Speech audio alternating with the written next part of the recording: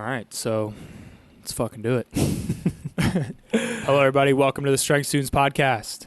I'm your co-host, Steve Carty. I'm your other co-host, Nick Scopoletti. Sorry. And we're at Pulaski Strength in Thank you, Pete. Connecticut. Bridgeport. We just, Bridgeport, Connecticut. Pete Pulaski letting us throw it down at his place. We just recorded with him, and now we're kind of doing some stuff on our own here. It's a dope facility. Yeah. Just want to give a shout out to Pete. He's doing a great job. If you're in this area, if you're in Fairfield County at all, you're an athlete looking to train, get better, come to Pete. He'll rock you out. Yeah. So what are we talking about today? We're talking about warming up. Mm-hmm. All right. So what the fuck are you trying to accomplish when you're trying to warm up? You know, like there's so many different things out there. Like, oh, you know, when you warm up, you need to do this, or no, you need to do this, or no, this is the point of warming up. You know, we were talking about it off set. Even things like foam rolling, like people talk a lot about like, yeah, you should foam roll before you work out. People are like, no, you shouldn't, because you're just laying on a foam roll, getting all tired and shit.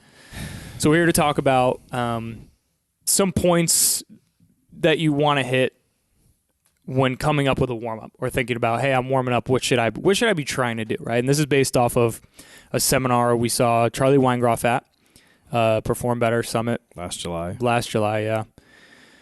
And this is basically, you know, based off what we learned from him and something that I've definitely personally put into practical use since I learned it, and it's definitely made a world of difference for me. Absolutely. So we're going to get into the points and kind of show you step by step, you know, based off of what we learned and what we've kind of been practicing, like what a general way to go over a warm-up should kind of look like, basically. Yeah. Pretty much. You know what I'm saying? All right, so number one thing you want to focus on when you're about to warm up, okay, is just kind of getting your muscles fired up, getting everything warm, right? Like looking at your body as like, you know, that classic comparison as your body's a furnace, right? Mm-hmm. And just getting it warmed up. So engaging your muscle tissue, just get everything warm, right? So what are your thoughts on that? I think for some people, I think it varies. Like we spoke again off camera about foam rolling and when people come in and dynamic warm up and all that stuff. So foam rolling can increase muscle tissue, can make your muscle tissue warmer. True. And so could a dynamic warm up or doing some sort of movement based thing. The argument that a lot of people make against foam rolling is that, well, you come in and you're laying down on a foam roller and you're activating your parasympathetic nervous system, which is the rest, digest part of your nervous system. True. It's not the sympathetic where you're getting fired up, right? But the argument against that would be, well, say you have a client, or even we're at Pulaski Strength, even like a kid, an athlete that sits at a desk all day in school. Yeah, right. A client who sits at a desk all day at work. Yeah. Right? Yeah. If their only shot to get some foam rolling in is the 10, 15 minutes before they work out with you, True. then like what's the harm in like, oh, no, you're turning on your parasympathetic nervous system. We need to get you fired up. And it's like, if that's their only shot at it, then why would you take it away? Yeah, right. It'll increase, you know, the muscle tissue warmth and all that stuff. I don't see a problem with it. I know there's guys like Kelly Starrett have made an argument against it. I mean, I don't think it's going to kill you. I think you'll be all right. my thing is, yeah, I mean, listen, don't get me wrong. I'm not like a super researcher. Like I haven't researched this too much in depth, but to me, it's just kind of like, well, yes, that may be true. Like, you know, you get in the gym, you're laying down on a foam roll, activating that parasympathetic state. Okay, fine. So then you just get up and get yourself out of that state, right? I mean, either way, you're getting yourself into a warm state, whether you came in and didn't foam roll or came in and foam rolled. Like, so to me, either way, whether you foam roll or not, you're going to have to bring yourself into that warm state, right? Yeah. So I don't, to me, it's, I'm not against foam rolling beforehand, you know. I personally don't do it. Not because of I don't feel it's right. I just personally don't do it. Yeah. I save that for after, me personally, but you know, I'm definitely a proponent of doing it before, especially like you were saying, if it's the only time you have to do it. And it does heighten your muscle tissue too, which you know, going along the guidelines of what we were talking about for a warm up, that's the first thing you want to do is just get everything warm. Yeah. Right. you can't really, like, the steamboat's not going to fucking go forward until the fucking engine's fired up, right? Until everything's going, right? So it's tough to get yourself ready until everything's warm. I mean, that's just how our bodies are. Yeah. You know? Yeah, as much as I think I made a little post about, not a post, but it was a video and myself talking the other day, vlogging, and which will be up on our YouTube channel soon. But I was just talking about, like, man, I wish, like, when I was, like, a little bit younger, like 20 in college, just come in cold and just start working out and be dope. Not a big deal, but, like, I find that if I neglect the warm up, it's so annoying. But if I neglect, like, even a little bit of my warm up, the lift just doesn't go as well. Or I have to stop and go, I have to work on this a little bit first. It's just not the same.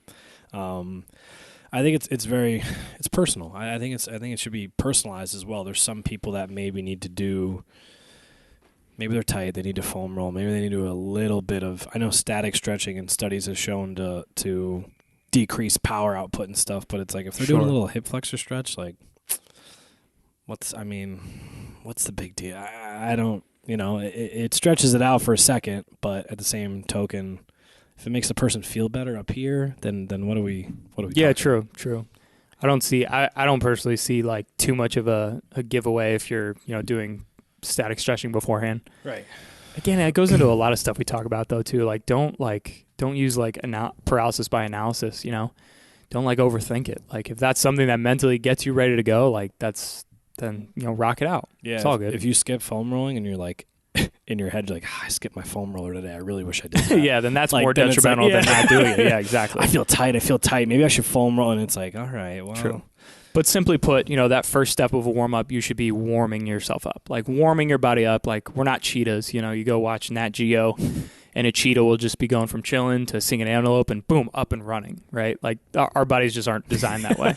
No. We're not designed that way. So just getting in the gym and just, like, get on the bike, ride the bike for 10 minutes, maybe do some interval sprints. That's what I personally have been doing since we've kind of been taught this whole warm-up method. I mean, my deal is I'll just go in, I'll either get on the rower or I'll get on the elliptical, and I'll do, like, 30 seconds on, 30 seconds off intervals, or 50 seconds on, 10 seconds off for 3 minutes, Yeah. Sprint, chill, just to get warm. Like, I'm not specifically doing anything. I'm just, like, trying to get my body warm. That gets you warm, and I think it leads perfectly into the second point about the central nervous system. Well, no, that would be the third one. Second one is... What's the second one? I can't see that far. Well, no, the second one is priming your mobility. Oh, okay. Right. All right. So, yeah, going into transitioning to that second point, once you have that muscle tissue fired up, once everything's nice and warm, right, once that furnace is turned on, now you want to prime your mobility, which big key point here is you're not trying to gain any more mobility here, right? So your warm-up should not be, okay, I'm going to do this stretch or that stretch and try to, like, get better at it, or I'm trying to increase my mobility here. No, not what you want to do. You just want to take the mobility that you already have and just prime that. Get that ready, right? Like, your body has, say, for example, your hips, right? Your body has, X mobility in your hips. You're not trying to get X plus Y mobility. You're just trying to get that X, right? You're just trying to get X mobility in your hips. You're trying to prime that. Right. So, I would say a common fault, I guess, in warming up is, like, we talked about doing the stretches. That's okay. But, like, you're not trying to gain any more, right? So maybe sitting down, doing a pigeon stretch for 2 minutes before you squat, like, with your leg a little further than you usually do, like, maybe not the best idea, right? You're not trying to gain any mobility. And that's, I think, what we were talking about before. That's where the whole, like, losing power, losing strength when you train, I think that's where that comes into play. Yeah, and that's why a lot of the stuff that was out 5-6 years ago about, like, distraction with bands, and I think some of it has a place. I think it has a place after a lift or on a separate day. Mm-hmm. But like you're saying, you stretch and try to get into a different range of motion that you're used to, and then you load that range of motion. It's a disaster because you don't own that range of motion. You can, so like this is, I'm going to try and do this for the camera and see if they can see. It's like, see my fingers against my chest, right? I'm going to do this with my finger just real quick, right? Flies right back. Now I'm going to stretch my finger. It takes a while to get back to my chest. Those are the Golgi tendons and your muscles responding, right? Word. So this is like quick, right? It shoots right back. Now I'm stretching it, and now it just kind of slowly makes its way back, right? So I'm stretching it. I don't own that range of motion. That's fake. Your central nervous system was like, oh, we're stretching. We got to get there so you don't get hurt. Yeah, word. Your nervous system shuts off so you could fucking get to that range that you don't own. So if you're doing, like you said, perfect. That was a perfect example. The pigeon stretch for 2 minutes, and then you're like, all right, get under the bar. Yeah, it's right. like, well, you're not used to that. You don't own that range of motion, you know? Right. So you're just going to load it up. It doesn't make sense. Mobility, that should be, I think, on like kind of a separate day. Yeah. Like, really want to change your mobility, you really have some Yeah. hip things, then work on it like an off or rest day. Like if you're trying to physically alter the composition, flexibility, whatever you want to call it, of your muscle tissue, yeah, maybe save that for like after or a different day. Recovery, you know what I mean? yeah. Like before your workout, maybe not the greatest. You could still do like a pigeon stretch to get your hip to its baseline, right? Do a couple seconds, do a couple rounds of a pigeon stretch or a hip flexor stretch, you know, to get to where you usually are, not try to get more though. So, you know, that second point of just priming the mobility you already have, right? And I think like what you were saying with the band distraction stuff before, like I actually, that's what I've been doing. I've been doing a lot of more band distraction stuff, just to kind of get the hip into the place that it already is. You know what I mean? So instead of doing a banded distraction stretch where I'm sitting in like a Spider-Man stretch for 2 minutes, Right. it's more active. So I personally like I'll put the around. band on, right? I'll put it around my hip and I'll get in that Spider-Man position, but then I'll do circles. I'll do like 20 circles. So I'm moving and I'm getting the hip moving into its like natural range of motion, into its natural mobility state. But I'm not trying to like push it. I'm not trying to drive my knee out into like a new spot or drive my hips down into a new spot, which when you're doing like a Spider-Man stretch or something like that, to gain mobility, that's what you would do. You're like, all right, try to breathe into that next inch, and that next inch, try to gain more mobility. Not necessarily doing that, but just moving actively, like take your hip and be like, hey, hip, where do you want to go? That's all you want to do? All right, cool. Right. That's all we're going to do, you know? So that for me personally, that's, you know, what I've been doing as far as that next step as far as priming mobility. You know, I'll get in the gym. Like I said, I'll do that like 30-second intervals on the bike or on the rower just to get warm. Then once I'm warm, I'll get a band, and I will do mobility stuff, but it's active stuff. You know, hip circles. I'll do some active hip stretching, not to gain more mobility, but just to get my mobility to its kind of baseline spot. Got you. Know what I'm saying? And that's another movement that's good for that too is like dislocates, I think, you know. Dislocates, it's a mobility movement. You're mobilizing your shoulders, but you're not necessarily trying to get any more mobility, right? Unless you try to move your hands super close. Obviously that in that situation, but you're not doing any holds, right? You're not holding anything with a dislocate. It's active, back and forth, right? So when you're looking at that second step of, you know, priming your mobility, you know, what does that mean? Think more of like an active type stretch, you know, rather than sitting in a stretch for, you know, a minute or two. Yeah, like doing yoga this is just an extreme example. Like, I just did a yoga class. Oh, that felt great. All right, time to deadlift. Yeah, it's like not optimal, not ideal. You know? So, you know, with that second step, prime your mobility, we want to stick more to like active stuff, you know, moving through that active range of motion. That way you can return your hips or your shoulders or whatever to that baseline. You know, my personal, you know, regimen or procedure, whatever you want to call it, that I've been sticking to for a while has been, I just use like the joint up approach essentially. Like I'll go do some active ankle stuff, right? So I'll go do some active ankle mobility, maybe with a band, maybe with a kettlebell. Again, not holding in anything, just moving it through the range of motion. Then I'll put the band around the hips and I'll do some hip circles, you know, like Spider-Man stretch position, but I'll move around in the circle. Then I'll take, you know, the PVC pipe, go in some dislocates, right? So I'm not holding anything, right? I'm not trying to change the composition of that tissue. I'm just getting it primed up, ready to rock. So that would be that second step there. Anything to add with those?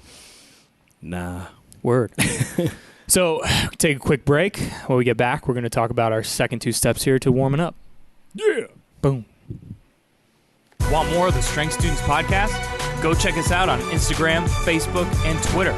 Also, make sure you leave us a 5-star review on iTunes and on Stitcher.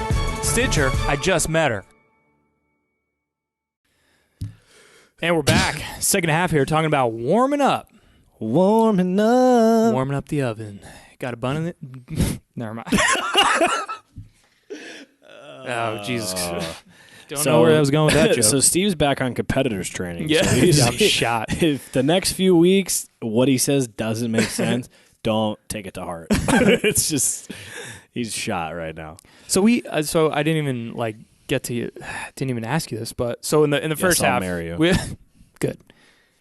First half we talked about the two first points, the two first points you want to hit during a warm up, right? Prepping the tissue, getting it warmed up, and then priming your mobility.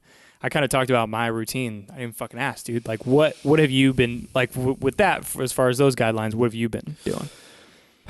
For me, it's been a little bit more of I don't want to say corrective work, but my warm-ups have been a little bit more focused. Like back in the day, I'll tell you one of my favorite warm-ups of all time that I used to do. It worked for a long time. Was I would do like some leg lowers and things like that, just to kind of work on. My straight leg raise is always kind of you never know where it's going to be. Word. I would do that, Turkish get-ups, and like glute bridges. And that was like it worked for a really long time. Now. For me, it's a little bit different. Like I'll start with hip cars, go right into tactical frog stretch. The hips are a problem area for me. I'm building that base back up, and then cat camel stuff. Being able to have flexion and extension of my spine, be able to go both ways. I'm okay T spine. I get locked up cervical. You'll probably always see me. Sometimes I'm doing this, and my low back especially gets locked up. So just learning how to like move those vertebrae. My warm-up, it's gotten a lot different. So I do that. Then it goes into some side-lying breathing with a reach to kind of take care of some hip internal rotation issues and diaphragm issues. For me, it's a breathing thing. Okay. As you saw, remember Coach Doyle had me with the lacrosse ball. And Right, he was like, you can't breathe into here. Like just doing straight diaphragm breathing. Like, that's my warm-up. For example, it's like you need to do jumps and blah blah blah. For like me, it's like learn how to fucking breathe. Okay. Like I have trouble getting apical extension, so filling up my chest with air. So that's that, and then like a tall kneeling plank, which is kind of boring, but it helps. It's just on both knees and doing things from the ground up. So instead of joint up approach, I kind of have a ground up approach. I'll start on all fours. Oh, I see what you're saying. And then work my way to standing. Interesting. All right. That's kind of how it goes from all fours, side lying, tall kneel, do some things half kneeling, and then some sort of weighted carries. I'll do like a farmer's carry or a suitcase And what carry. do you do in those positions? Like from all fours, what are you doing? Like, all fours is the cat camel. Oh, word. I actually do hip cars from an all four, some sort of hip circles. I try to drive everything into the ground. Cool. I do some hip circles there. I like bear crawls as a warm up. Slow and steady bear crawls, not like you're racing. So I go from there to tall kneel, where I'm holding a kettlebell between my legs. I'm in a tall kneel position, so I have both knees on the ground. Essentially, it just takes ankles and knees out of it, and it's just focused on your glutes, core, T-spine, and just kind of holding that weight. And the first time I ever did it, you see someone doing a tall kneeling plank, and it looks stupid. Word. If you ever see it, you'll see it, and it just looks dumb. Like there's on their knees holding a kettlebell, looks like they're about to be executed. Like they're just like standing there like this, right?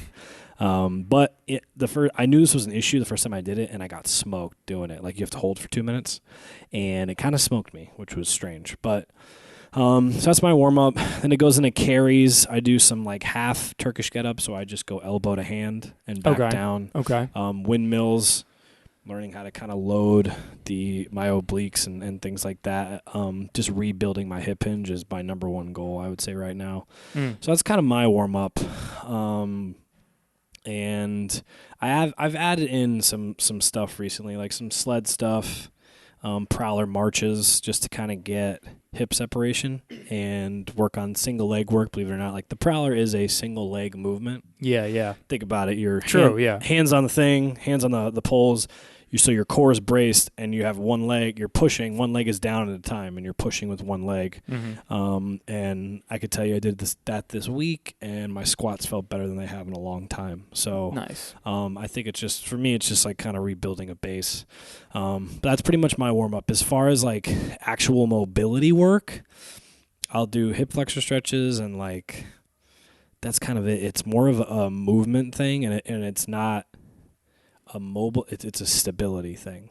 Like, Okay, well, but I would say all those things you just listed, man, I would say that falls under that second category of just priming your mobility. Like, yeah, how your body moves now, you're just priming that. You're not trying to gain any more, but you're just priming it. yeah, no, there's Word. no like, yeah, there's no extreme stretches or anything. It's breathing, it's doing carries, and just finding myself in the Cool.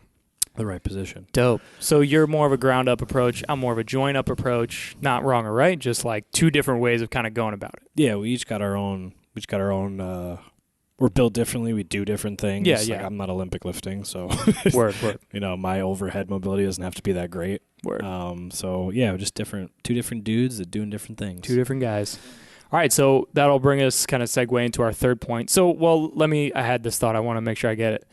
So those first 2 points, I would say fall under this sub-bracket of like, all right, those are kind of like GPP. That's the GPP part of the warm-up, right? Okay. So GPP part of the warm-up meaning like you're not doing anything specific towards anything like weightlifting or squatting or running. Like it's just general, right? You're in general just warming up your tissue. You're in general just moving your body, trying to prime your mobility. And when we say GPP, we mean general physical preparedness. Right. And then versus that, there'd be SPP, which Steve was talking about, like specialization. Yeah. Like we're not prepping for a bench press, we're just overall prepping. And so that's what we'll talk about now. So it's like we have these 4 points. The first 2 points fall under that category of GPP. So just general warm-up, general physical preparedness. Now these second 2 points, still part of the warm-up process, but now these fall under a little more towards like specific SPP, sorry.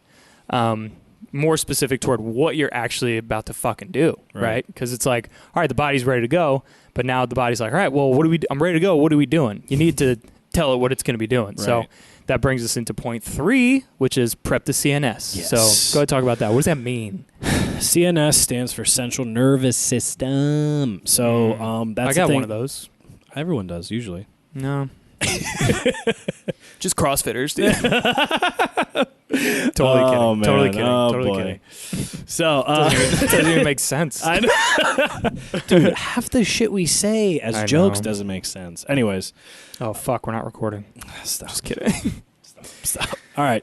So central nervous system prep. What we're talking about that is Weingroff placed it in a pretty good way of perform better. He said it in a good way of perform better. He said, like, these people are coming in and getting ready to lift weights, like getting ready to do some shit. Mm-hmm. Like conditioning is going to be maybe hard. They're going to be lifting some heavy stuff. They need to be ready to go. Mm-hmm. So as far as central nervous system, it's getting you primed. That doesn't mean like you're doing a bunch of reps and like whatever. So you could do that actually. We'll make an argument for that later. But central nervous system is like things like jumps, whatever it may be, jumping in place, jumping on a box, broad jumps. Like, yeah, so if you're say you're about to do some Olympic lifting, then jumps would be good to do. Even squat, if you're doing squats, jumps would be good to do. If you're about to bench, why would you jump? You know what I mean? Like, yeah. So it's specific, like we were saying. Right. Specific so you do jump, say like you're doing lower body plyos on a lower body day. Okay. Then now from there, med ball throws. So you are going to bench. Maybe you want to do some med ball throws from your knees. Throw it as hard as you can into the wall. Or even there's a million upper body type of plyos. Throw into a wall, med ball slams, rotating slams. There's you standing and someone's like on the bottom, like about to receive the ball, and you drop the ball. As soon as they catch it, they have to throw it up to you. Yeah. Things like that to prep you for an upper body day. You're going to be overhead pressing. You're going to be bench pressing. You're going to be doing something like that. Even you could put all those together, even for like an Olympic lifting day, because let's face it, like what's a clean and jerk is everything. Yeah, right. It's a clean to a front squat to an overhead press, so like why not incorporate all of it, you know? Or, even more specifically now, prepping your CNS for, different planes of movement you're going to be in, right? Yeah. Say you're a tennis player. All right, now once you're in this third point here, prepping your CNS, all right, maybe do some stuff in the frontal plane, meaning moving side to side. Maybe do some side, like lateral jumps, right? Or the transverse plane, meaning like rotating, at kind of that 180, 360, whatever you want to call it, angle. Maybe do some like rotational lunges, right? So now it's like you're prepping your CNS. Your CNS is like, oh, okay, that's what we're about to be doing. Like we're going to be moving in that plane, side to side, rotating. Right. Or, but then on the other side of that, if you're a power lifter, nothing you do is in any other plane besides the sagittal plane. Right. So it's like doing something like a rotational lunge or like side to side jumps, like not really going to, not necessarily going to be beneficial for you. For like a your off day, or if you want to mess around, but like if you're about to, if you're about to squat, deadlift, like doing some side lunges, not really going to be beneficial. It's not going to hurt, but it's like, it's not really going to benefit you. Right. Yeah. Another thing for CNS is I really like is the weighted carries. It just weighted carry is people see people doing farmers carries in the gym. They're just carrying weights. Like, what the hell is that? Yeah. The carry, I think, is one of those things that it's like a bang for your buck type exercise. Like it just, you're putting a load on yourself. Okay. There's no eccentric, so you're not going to get sore. Okay. You're putting your shoulders in place. Okay. Your rotator cuff responds to compression and traction. It does do this motion, but at some point it needs to be, right? Helps force rib cage down, activates everything, and it could be constituted as like a single. At one point or another, when you're walking, you have your shoulder blades forced in place and you're on one leg. Therefore, you're supposed to stabilize. It's a part of gait. You're fighting rotation.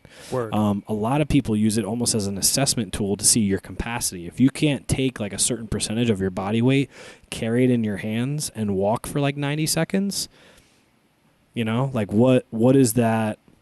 Not that, there's definitely guys that could squat 500 and probably couldn't do that, but it couldn't hurt to have that capacity to do it. It's just grip and overall strength, like being able to have stability under a load for a long amount of time. Kind of like what we talked about with Siobhan when she said about how proper position and then add volume. Yeah. Farmer's carry is going to put you in you can't not like carry a heavy kettlebells. It's going to force you to the right posture. You cannot get a round forward, right? Proper position, then volume. And I just think it just gets you ready for, hey, you're about to lift some shit. So what other way is there to get everything fired up? Yeah, right. Right. I do carries. I love carries. I think they're the greatest things ever. And when I slack on them, that's when I know shit starts to go a little sideways. Gotcha. So that's prepping the CNS, right? Like we were saying, just getting your nervous system ready. Like, hey, nervous system, guess what? We're about to lift heavy weights. Or nervous system, guess what? We're going to be doing sprints. Or, hey, nervous system, we're going to be working for a long methodical period right now, right? That was kind of like what you said with the sprints before. Yeah. It is warming your tissue, but that's kind of a CNS. If you're doing intervals, like that's kind of true. You're getting lit, you know what I'm saying? So it's kind of ties into that first point we made of warming up the tissue, but it's an extension of it almost, right? Yes, so it's like, yes, you're continuing to warm up the tissue, but now more specifically, right? Yeah. If you're squatting that day, you're now tailoring it to, okay, I'm warming up the tissue again, but like more geared towards what I'm going to actually do. Right. And now this kind of segues into our last point, which is you want to rehearse what you're about to do. Okay, so literally rehearse what you're about to do. So this is like the equivalent of like when you go to the gym and you're about to squat, you throw the empty bar in your back and you just start doing squats with the empty bar in your back. That's essentially what this is, right? Or you see weightlifters who do, the ABCs or the 3 positions into like a muscle clean or something like that. Just actually doing the snatch with an empty barbell, right? So you're not doing it yet. What's the ABCs? That's going to be another episode. Probably not an episode, but just like a video we put on YouTube. Okay. But yeah, we'll probably show that. But yeah, the ABC is essentially for like someone doing a snatch or a clean, going through the different positions of like an Olympic lift. Like super slow and super strict, right? So make sure you're tight everywhere. But that's rehearsing for the movement, right? Another point I want to make about this is like, you could kind of tie in that third point of prepping the central nervous system with something like a kettlebell swing. Like, so say you're deadlifting that day, like, dude, throwing kettlebell swings in there or even kettlebell deadlifts, like I think that would be wise, right? Because you're doing both now. Now you're prepping the CNS still, prepping the central nervous system, but you're also rehearsing the movement. You're doing that movement, right? That's what you're going to be doing today. Right. But then more specifically, like, all right, get an empty bar, do some position work, do some deadlift position work. Don't just fly through like, I'm going to go 5 reps on an empty bar. Do a position like stop midway, stop at the top, go down, stop midway again, stop at the bottom. Hold yourself in that position, right? Like really rehearse what you're going to do to almost like an exaggerated point. Mm-hmm. That way, by the time you're ready, your body is like, by the time you're ready to throw plates on the bar, your body's like, okay, we've already been doing this for the last 5 minutes. We know what's up. We know what's about to go down. Feel me? I feel. Or it's even like if you're about to squat, like do some goblet squats before you get under the bar. You know, grab a kettlebell, do super slow eccentrics on the way down, hold at the bottom, hold, then slow on the way up. One Coach Doyle, actually, one of our future guests, hashtag past guest, hashtag future guest also again. He used to take us through a really dope warm up where, you know, if we were squatting or you know, had squats in our workout, we would just body weight, no goblet. We would do 5 reps, super slow, eccentric, concentric, eccentric, isometric, concentric, sorry.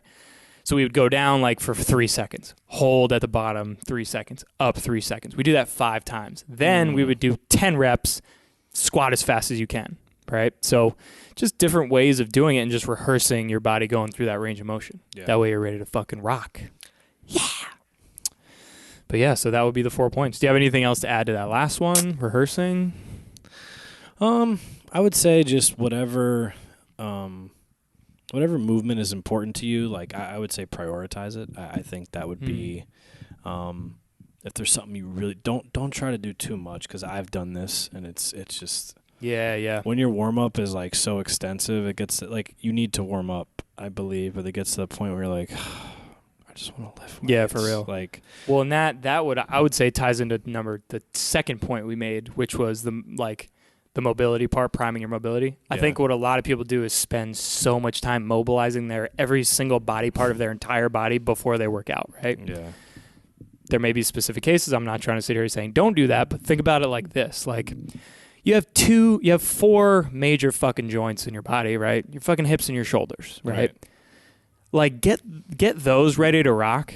And like all the other, like stretching your calves or mobilizing your ankles or your wrists and all that. It's like, unless you're doing something specific to those areas, like, dude, save that for days you do mobility. Like, you know, don't like, oh, I got to like stretch my calves and my wrists and my forearms and my trap. It's like, dude, like worry about that on the days. You should be doing that on days you're doing soft tissue work, mobility work. Like, don't save that for 30 minutes before you do your fucking workout. Yeah, and also another thing I would say to that is I've done this as well, is like you get all ready for your workout and you have a good workout, and then after you're done with your workout, you get in your car, you sit in your car, you go home, you sit at home, you eat, you're laying down, you're and then, you know, I would say you don't have to keep moving, but I would say like after that, do something to kind of cool down, I would say. Yeah, do cool down, and the next day wake up and do something, move something. Like don't, because I know, because I've done this so many times. Like, oh, I'm good. I squat next Wednesday. I'll start warming up next Wednesday. Like, yeah, you know,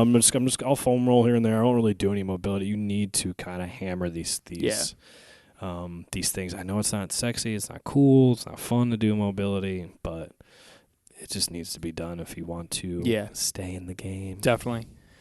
And also too, like we were just saying, like keep it super fucking simple, man. Like seriously, pick a couple things and just stick with those, especially in the GPP section of your warm up where you're just generally getting warm and then generally like kind of mobilizing yourself.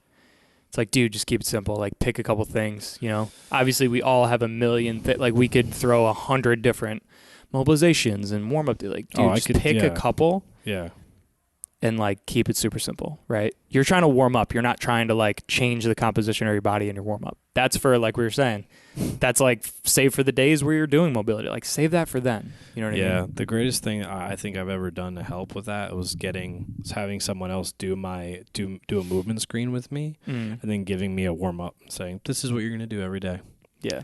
And when I did do it every day, it worked. And it felt great. And then there's days where I'm like, I'm going to add this. You know what? I'm going to try that. And then I just fuck it up. You just blow it. It's like adding shit to like 5-3-1. You know, I'm going to do 5-3-1, but I'm going to add a dynamic day, and I'm going to add Olympic weightlifting day. Less is more. And I'm going to do Fran, and I'm going to do... yeah, right. You know, it's just too much. Less is more. So quick review. Step number 1 for your warm-up your tissue, right? So get that tissue warm. Just get everything warm, right?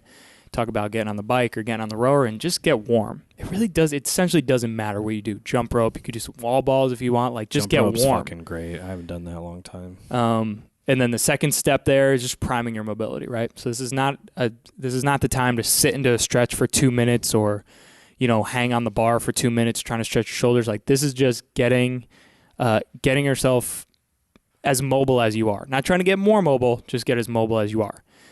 So those first 2 steps are kind of the general physical preparedness part of the warm-up, and then the next 2 steps, the SPP, the specialized Specialized physical preparedness. Step 3, prep the CNS, right? So get your body prepared for, what planes it's going to be moving in, what type of movement you're going to be doing. You're going to be doing fast stuff today, heavy stuff today, long duration stuff. So start to get it primed, get the CNS prepped.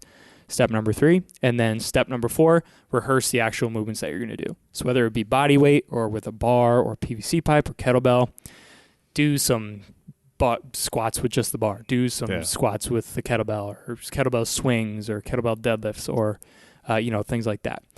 Or if you're doing an Olympic lift, do the ABCs. Go through the positions with a bar and do some snatches. Methodically going through each position with the bar, right? So rehearsing what you're actually going to do. Sounds good. So those are our 4 steps, guys. Not created by us. That's based off of stuff we learned from Charlie Weingroff at Perform Better, but definitely something that we both kind of put into our training and what we recommend for you. Steps to focus on for your warm-up. And if you guys want a dope squat warm-up, we posted the graphic on our Instagram, so go check it out. Yeah, go check it out. Strength Students Podcast. Go check it out. All right, guys, that wraps it up for us today. Make sure you go leave us a 5-star review on iTunes. Leave us a review on Stitcher. Make sure to go subscribe to our YouTube page, Strength Students Podcast. Follow us on Instagram, Strength Students Podcast, and make sure you like us on Facebook, Strength Students Podcast. That's it for us. We're out. Later.